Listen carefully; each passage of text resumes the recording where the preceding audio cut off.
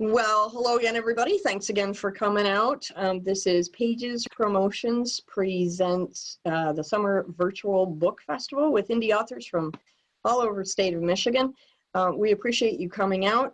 Today, our featured author is Jordan Scavone, and he is holding brand new edition, his latest creation, Felix Alexander. He's there. He's sleeping. He's out. Yeah. He was sporting this awesome passy though. That is great. So, but no, he's sleeping, but he's here. Yay! There he is. We're so excited. He's only what, Jordan, a week old now? No, he'll be 2 weeks on Tuesday. Wow, has it been that fast already? Yeah, so he's 11 days today. Wow. Well, congratulations to you and your wife, Chelsea. We're really excited for you. Today is our wedding anniversary, too, so he got here just in time for that. Holy moly, that's fantastic. Happy anniversary. Oh, wow. Yay. Thanks. We have lots of things to celebrate. Yeah, that's very cool. It's a busy day. Very cool. So, Jordan, I don't have it in hand yet because, as some of you have noticed, the mail has been super slow this month. I can't believe how long it's taking me to get things. It's crazy. So Jordan's got his book in hand, but his latest release is Night Warrior, right? I get the title right? Yes. Yes.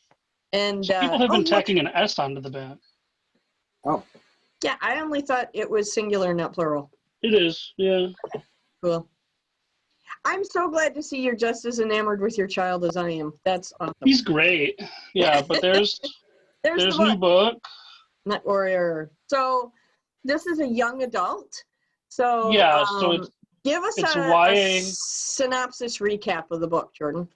It's YA urban fantasy, and it is about a wannabe high school aged fantasy author who, after some magical shenanigans, the characters from her book start to come into her world. Awesome. So, and I pulled, there's a lot of D&D elements. There's a lot of traditional fantasy tropes, and I also sprinkled in some anime tropes just for fun. Okay. What was the hardest part? I know that up until now, I should say, not generally, but up until now, you've been a children's book author, picture books for the younger reader. What was the biggest challenge for you in jumping from children's to YA?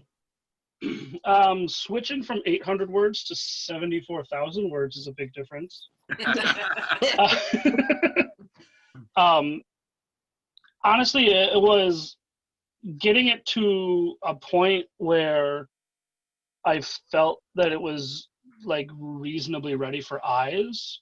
And a lot of that really did have to do with the word count, because I can reread my picture books, you know, I can reread them over and over and over and over within, you know, an hour. And this, I mean, it's a good size. It's 380 something pages. And I used to be a much faster reader, but I got so used to reading picture books and doing picture books that actually my reading speed has slowed down. Sure, yeah. We make a habit of what we do on a regular basis, so I definitely understand that. What was the biggest joy you got from writing this book? Sorry. That I had more freedom than with picture books. So I could go deeper, I could use stronger description, I could use, you know, more adult themes. I mean, it's still YA, but it's, you know, it's more intense and everything like that. And I've always felt that I've been good at writing action scenes. Mm-hmm. Whether that be, you know, a fight scene, a running scene, whatever. And there's not a lot of room for written action scenes in a picture book. It's a lot more of the illustrations cover the action scenes. So it was a lot of fun to dive back into doing these longer scenes and things like that. Very cool. Okay, can you show us the children's picture books you have? Give us a quick synopsis of each, and then we'll take questions from the room. This is Mighty. It is about a 4-year-old girl with social anxiety starting school. And in order to overcome her fear of going to school, she becomes a superhero. These are going in order of release as well. This is Mud Princess. And it is about a mud-covered princess named Georgia. And after all the other princesses who've been making fun of her get captured by a dragon, she has to decide if she wants to help them or not.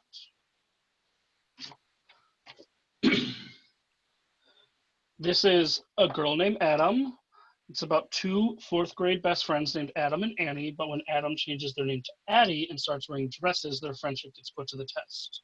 So it is my transgender identity text and deals with slightly more heavier themes than my other children's books, but honestly, I feel like kids like it more than the other ones. So,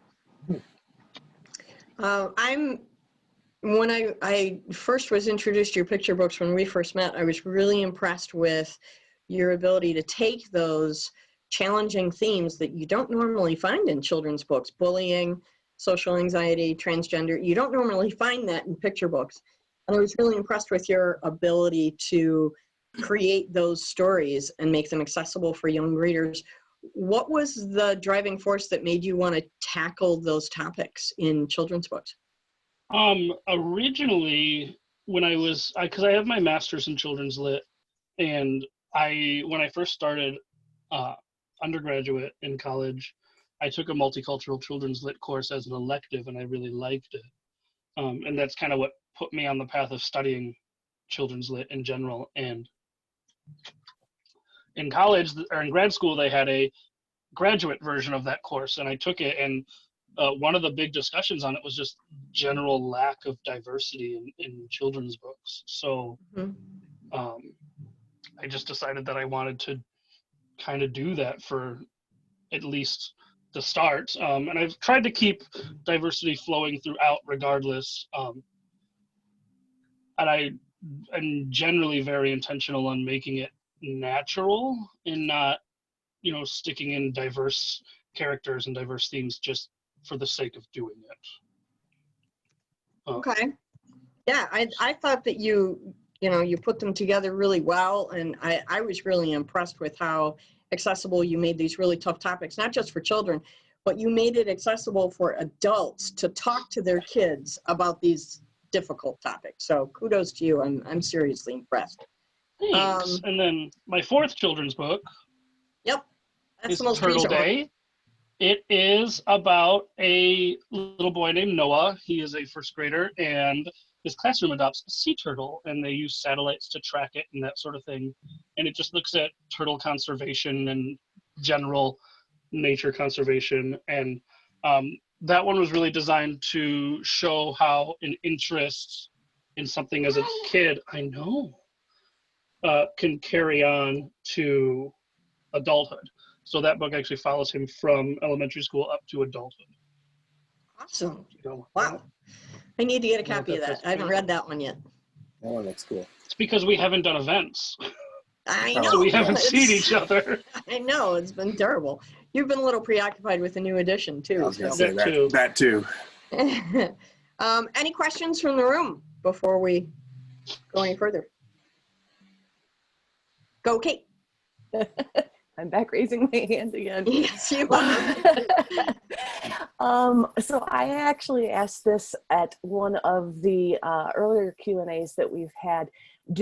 I think that it's amazing as authors right now that we're seeing a time where sensitivity readers are really something that people are recognizing need to be a thing for us when we're going to write about something that I'm speaking just for myself here, can't say I have any experience with.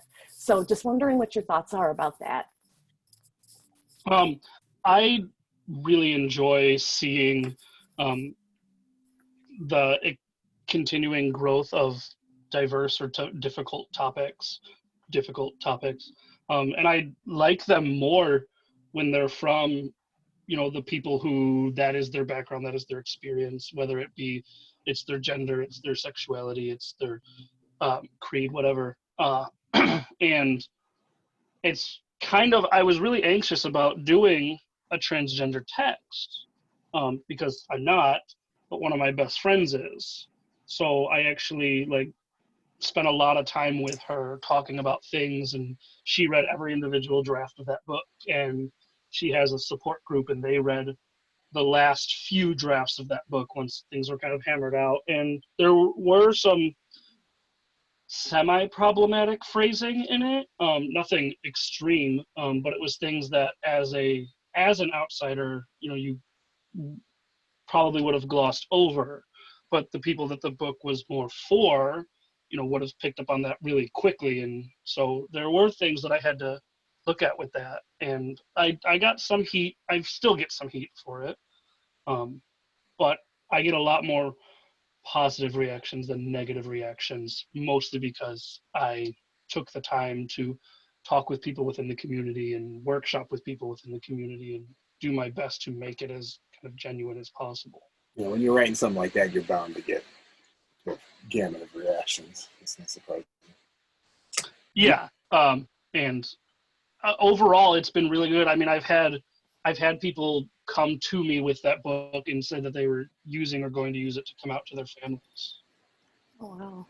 And That's like, very powerful. I don't feel Yeah. like I deserve that, but I appreciate it, and I'm glad that it, is doing what I had hoped it would do. Yeah, you were going to say, Ian? I was trying to think of how to phrase my question. Like, do you think you would tackle these same things in a YA or older version? Trying to think of what kind of a challenge was it to write for little kids on that level? Did you think it was easier than you might if you were writing towards a YA audience or a middle grade audience?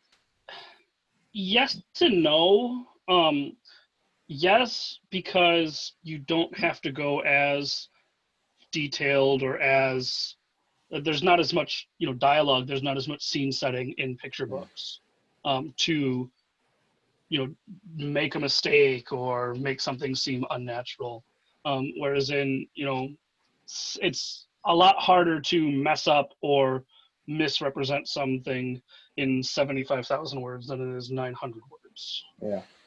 It doesn't mean I'm not going to try, but it's definitely going to be a little bit more difficult, because I do plan on, if a sequel to this happens, which people have already been asking for, That's great. there will be more diverse elements and multicultural characters sprinkled in a little bit heavier than in the first one. Awesome. Any more questions from the room? Yes. Yeah, go Andy. So kind of spinning off of that, like, you do a little bit of world building in Mud Princess, and you do a lot of world building in Night Warrior. What is the choice between that? Like, a girl named Adam, Mighty, Turtle a Day all take place in our world, in the real world. Mm-hmm. I guess is there a thought behind why you would build a fantasy world as opposed to putting things in the real world when you're tackling these conversations? I don't know if it's for a specific reason or not. I feel like, especially in the young adult community, you have a lot more people who are, kids, teens, young adults who are finding themselves, and maybe they'll be able to find themselves easier in a setting that's not as natural. I don't know. I think I wanted to do more in this setting, and it just didn't happen. I don't know, again, because I'm trying not to force in diverse characters that just seem to come out of nowhere, like all, for no, just like, I want there to be a reason, but I want there to feel organic. Mm-hmm. I don't want to, just like when when you're at someone's house and their friend comes over, and their friend is in the LGBTQ community or something like that, they don't come in and they don't announce themselves as who they are. It's they come in like, hi, I'm blah blah blah, and then you're like, oh, okay, cool. Hi, I'm this. And then you learn about them. And I feel like that's how it should be within text as well. Yeah. So just to build a little bit on Andy's question, do you think that some of these difficult conversations or challenging conversations are more well suited to a make-believe world than a real world because it kind of tempers the challenge of the conversation? Was that a conscious idea for you, or did you just want to write a fun story and it happened to be in a fantasy world? I mean, how was that a conscious choice, or was it just was it organic out of the story building part? It was organic to do it that way. But to answer the first part of your question, I do think, especially for people on the outside coming in, a more fantasy make-believe-y world is unfortunately easier to accept. That there's, in Lord of the Rings, there's different races. There's hobbits and elves and dwarfs, and we don't have those in our world. So I do think, especially like from an outside perspective coming in, maybe not for members of, an LGBT community or something like that, but for people who aren't exposed to that, being exposed to it in a fantasy setting, I do think is a little bit easier for them to get into. A little bit gentler approach. Yeah. Yeah. I'm going to mute real quick and go give this boy to my wife because he needs to get changed. Well, that's really something we don't want to catch on camera so much. Smell-o-vision doesn't exist yet. I don't know if the YouTube censors would have an issue with that, actually. YouTube has recently implemented some new restrictions and rules about children being in your videos. So, Right. Yeah. So I don't know, Ian, if you've noticed that when you're doing your book trailers, have you posted them on YouTube? You see now they have these new rules about what's permissible for children. Yeah, I saw that. Yeah. It's kind of fun. Got the heart in the right place. A lot of right. Exploitive wrong things happening, I'm sure. Yeah, I'm sure. But I mean, I'm glad that they're putting the controls out there. It's just one more step that we as authors have to be aware of, right. To do that. Any more questions? George's back. Any more questions for Jordan from the room? I don't want to dominate the conversation here, folks, so feel free to jump in.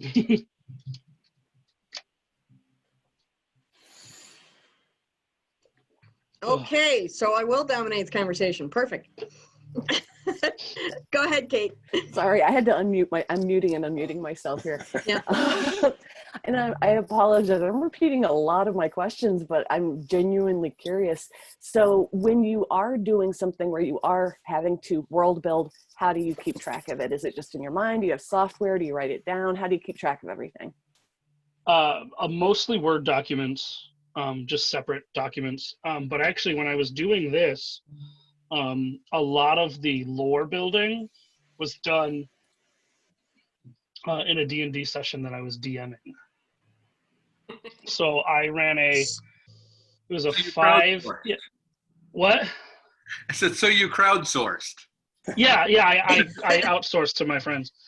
No, so I did a 5-person game, and it took place in the fantasy world that the book is co-set in.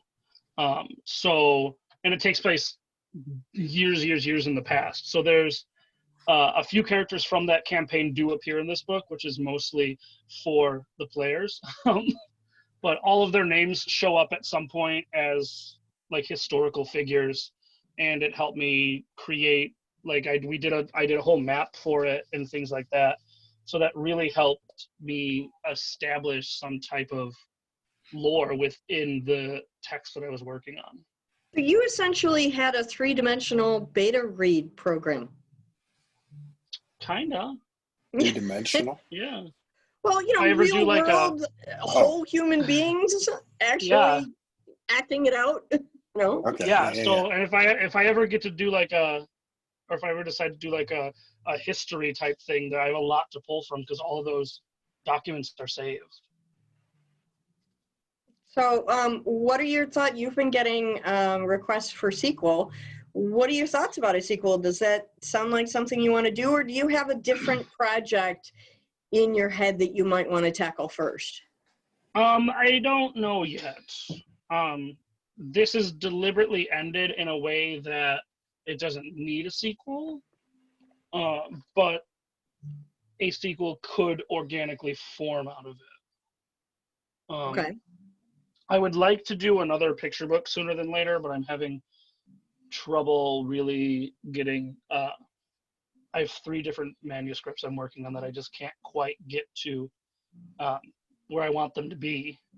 So I've been tossing around them, and I have another idea for a YA that is like 30 to 40,000 words in, and I've kind of just hit a roadblock, which I did with this several times. This consistently hit points where the last 10,000 words of this took me like 8 months to do, just because I couldn't figure out how to do it. So that kind of lends itself to saying you're a pantser at heart, rather than a plotter. Yeah. See, Yeah. I'm in You trouble. are outnumbered, Diana. I am every single time. Jeez. The Panther I army will- is growing. We'll have I'll have a start planned, they need to get to here planned, and they need to get to here planned, and then I just kind of let them do what they want in the middle. And usually they get where they need to go. Sometimes characters die 20,000 words sooner than you planned.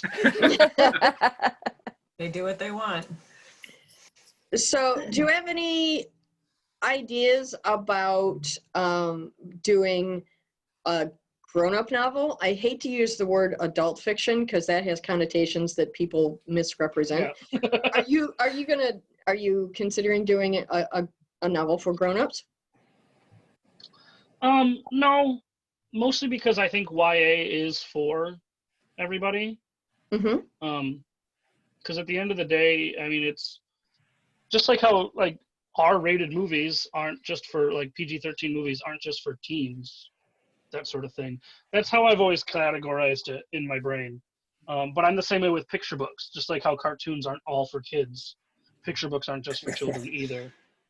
Yeah, right. Yeah, Ian, you've experienced that with your children's books. You have what seems to be a huge adult following for your books. Maybe more than kids, but yeah. Yeah, it's pretty cool. But that was part of the idea, right? So. Yeah, it was part of the design. Yeah. Yeah, I'm in the same way where I deliberately came to all of my picture books with a set dual audience in mind. Oh no. The life of a new dad. Look at that. He's being paged. He has a bottle on He's doing what in the now? living room that's still good. Can you still hear me? Am I good still? Yeah. Yep, you're Okay. still good. All right. I had fed him a little bit ago, and he still had a bottle ready. He looked knocked out, but maybe not. You know, little people brand new to the world, they change all the time. So Metabolism through the roof. Yeah. But yeah, all of my picture books are deliberately done with a dual audience because as much as they're for kids, most of the kids can't read them yet. Right. And a picture book's not going to get read multiple times if it's not in some way engaging to the adult. So it doesn't sound like you were very concerned about whether or not the kids could read them. You wanted to build it so that the kids and the adults could read them together, because it's a pretty heavy topic to tackle, and the kids may not. Engaging in that discussion is probably very much part of it. Yeah, and when I started writing, that was never my intention. I never wanted to, I didn't sit down and go, all right, I'm going to write a book that is going to, be discussion based and used for, to help a child get used to going to school. Yeah. I sat down to write a superhero book. It seems like that would ended up being too pedagogical sounding, like it would have felt rigid. So probably better you didn't take that approach from the get-go. Yeah, and then with YA, I actually think YA is harder to write than big L literature because you're still limited on what you can do in terms of, violence, verbiage, content. You can't go as extreme as you can in adult literature or but adult literature. those kind of constraints are probably for the better, I would. Yeah, and partly. I think it makes it more interesting because you can, write a character who expresses themselves just by dropping, swear words constantly. Right. But it's almost more impressive when you can write a character who can do the exact same thing without uttering a single one. Yeah, it gets you to put in that constraint and be more creative about it rather than just take, he's a hack and slash, he's killing everybody here. That's not the only way to be evil kind of thing. That's great. Yeah. I mean, that's still fun. Sure. In terms of writing, but you can, you almost are forced to increase the text-based diversity of the book in a YA. That's cool. So is there a topic or subject matter that you would never choose to write about? Is there a line in the sand where you say, you know what, that's just off limits, I'm not writing about that?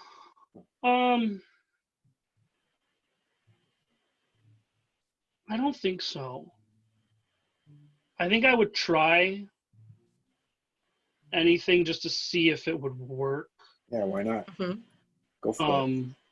I would definitely be a lot more cautious about other things, but I can't think of like one specific thing that could not be approached in an appropriate way if done right. Yeah, that's the challenge. That's cool. Yeah, it might take longer and it might be a lot harder, and in terms of getting heat for it or sales, they might not be as good as something that's safer. But I think if it's a topic that needs to be broached and a topic that needs to be discussed, I think anything has the potential to do that. Sure. Peggy, Jean, Xander, Bailey, Andy, Ian, Kate, any other questions? Go, Bailey. You said that you've got 3 manuscripts that you're working on with the picture books. What are they? What are your general themes? What are you working with? I have a draft of a sequel to Mighty. Cool. That I don't know how I feel about it. Because I never wanted to do a sequel to that book. I didn't need it. But I dreamt up a sequel and I liked it. And the manuscript it's okay. It just feels a little forced, which is kind of why I'm shying away from it at this point. I want to do a like mid-grade chapter series, those like early chapter books. And I've had an idea that I really like that I need to read more in that genre to get used to writing in that genre, that age range. And then the other picture book that I have I think I'm on the 3rd draft of, that the ending is tough. And I think I need to rework almost the entire thing. Is one of those super heavy topics that might be questioned as to would I touch it or not, but I'm not going to spoil it. Fair Of course not. Why would you do that? But think in your mind of a list of heavy topics of would you do that in a children's book, and you'll probably think of it at some point. Gotcha. Oh my gosh, that list is so long. I don't even know where I'd start to decide where to begin at that list. So you work with young children every day, and you have a degree in children's lit. Yep. So I'm wondering, when you do your marketing stuff, and we're going to talk about this more in a panel discussion we're going to have at the end of the month on marketing, but I just want you to touch a little bit on when you do your marketing, how do you attract, it's easy to attract little kids to your picture books. I see them walk by your table all the time, and they want to pick it up and hold it and look at the pretty pictures. But how do you attract adults to broach that, okay, we're going to purchase this? What are the, I mean, I know Ian has challenges with this too. How do you say, okay, this is how I'm going to approach the grown-ups that are following their kids up to my table? I don't talk to them. I talk to their kids. Yep. Okay. And when I do my pitches, so like we'll use the Mighty pitch as an example because it's the one I have the most experience with because I've had it the longest. So kids will come to my table and I'll look at them, and I always sit when I'm at my table because that's the height of kids. Mm-hmm. If I stand and talk to them, I'm this giant looking down at them in a sparkly purple cape, and they don't want that.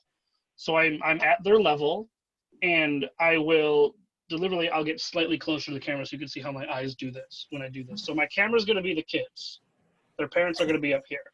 So they'll come to my table and I'll go, you know, hi, I'm Jordan. This is my book, Mighty. It's about a 4-year-old girl with social anxiety starting school.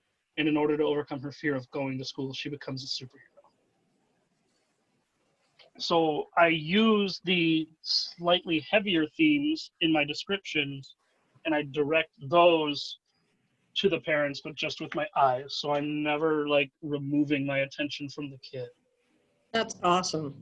So, and then when I do a girl named Adam, I will do majority of the pitch to the kid. And then when I very clearly let parents know that that book is about what it's about.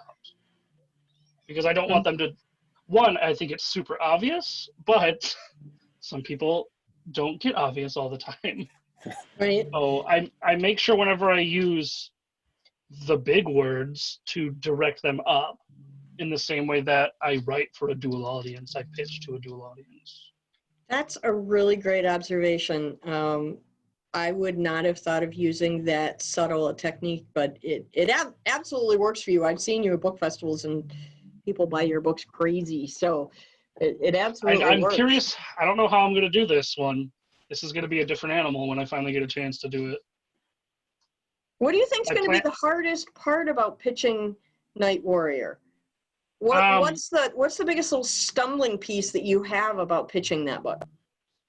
I think getting, like, I need to hammer out a stronger elevator pitch for it.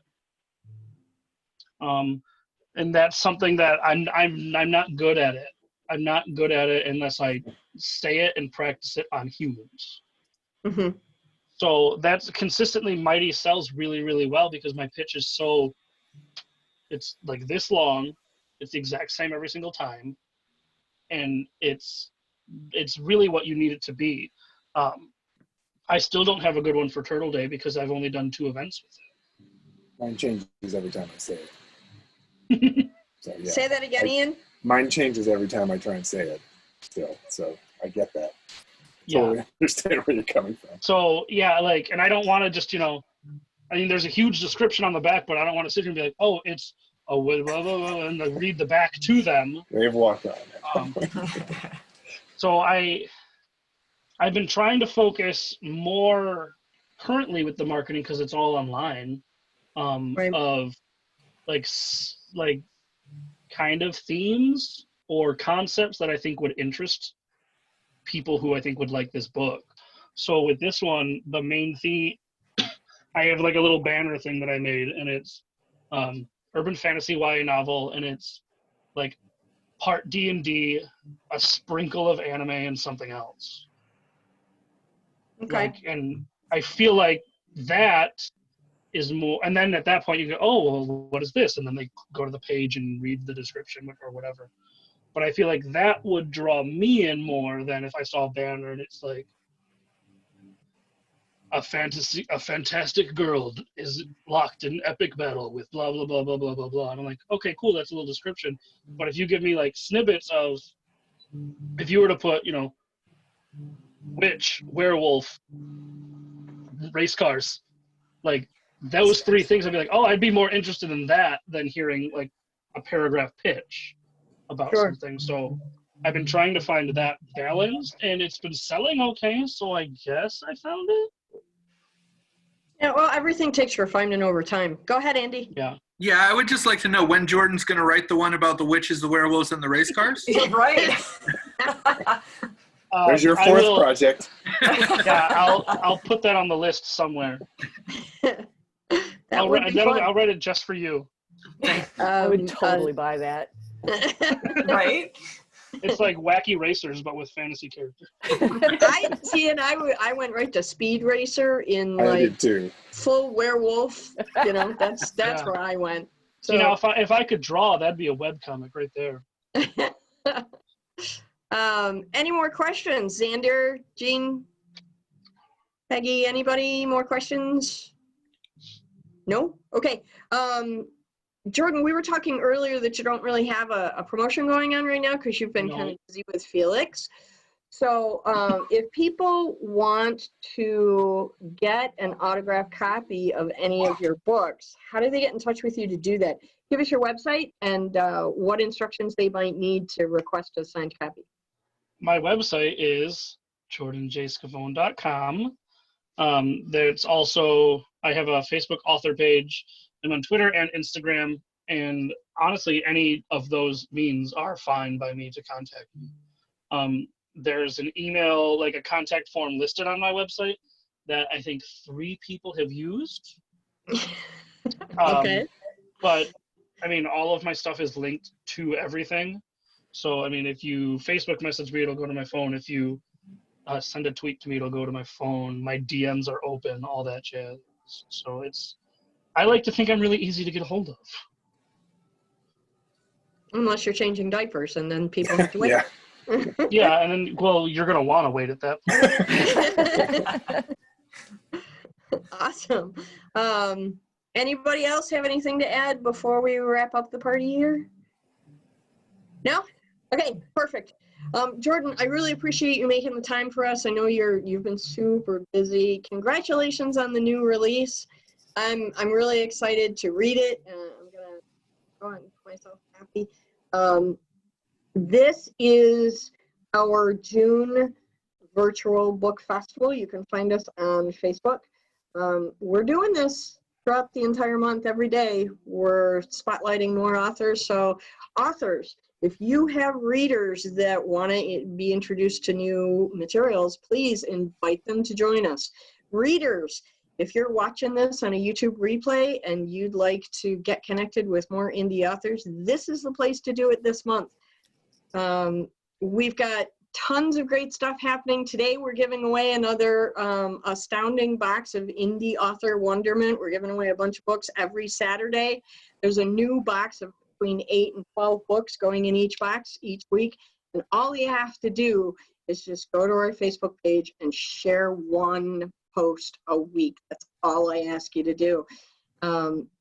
It's just about getting the word out and helping us because we can't present our stuff to you at festivals right now. So this is the next best thing. So all we need is one share. I'm not asking you to sit on Facebook like I am nearly 24/7. Just once a week is all I need. And it's a tremendous help to authors to share this information and to just, you know, ramp up the awareness just a little bit. It helps us all. And if you like to read, it helps you too. So thanks everybody for coming. I appreciate it. And Jordan, give that little baby boy a hug for me. Absolutely. And we'll see you again tomorrow where we're going to do something a little strange. Tomorrow's my birthday. I'm doing my interview tomorrow and Andy's going to ask all the questions. So I'm working on them. I hope people are going to be there to help. Oh no. He's preparing. That frightens me a little bit. So everybody come on back tomorrow. We'll have some more fun and every day for the end of the week. And then that special marketing panel that I talked about, I'm going to be throwing up an announcement on Facebook today about the details about how you can get involved in that. Thanks everybody for coming. Have a great Saturday. Bye-bye. Bye. Bye.